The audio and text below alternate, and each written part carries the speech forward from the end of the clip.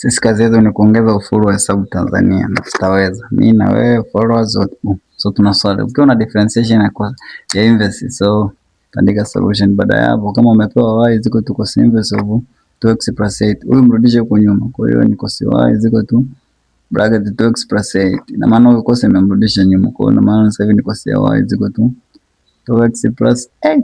Now from there differentiate to kawaida. Just normal differentiation in both sides. Upande huu na huu. Yeah.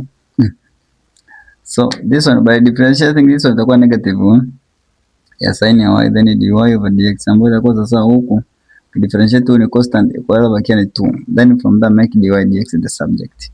Kwa hiyo utamtoa nje itakuwa ni sin of y tena utakuwa ni negative sin of y. Uno imechukua dy yangu dy dx yangu itakuwa negative hapa ndio itakuwa ni 2 then sin of y.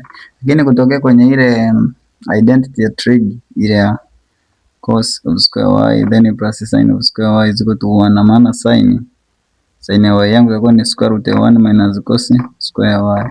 Sasa mchukue mrudisha pale. Kwa hiyo itakuwa ni dy over dx yangu itaenda kwa sana.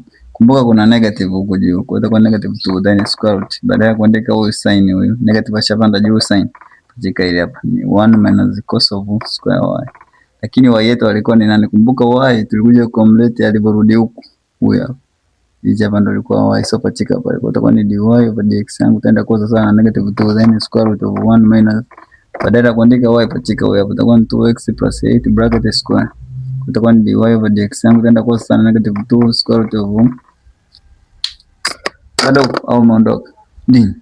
So itakuwa ni dy over dx yangu itaenda kwa sasa hapa itakuwa ni 1 minus ukifungua mabano itakuwa ni 4x square then huyu 16 x then plus 64. Baada hapo unaweza ukaifungua ukaiacha hivyo hivyo. Kwa hiyo itakuwa negative 2 over itakuwa ni 1 minus huyu itakuwa ni au tuache hivyo hivyo itakuwa ni 2x then plus 8 bracket square. Ushamaliza ku differentiate inverse of the function. Kwa cos yote yamesha. Usisahau tunasaidia watoto wanaofaulu hesabu kuanzia form 1 grade 1 na grade mpaka 6. Kwa mimi hani mo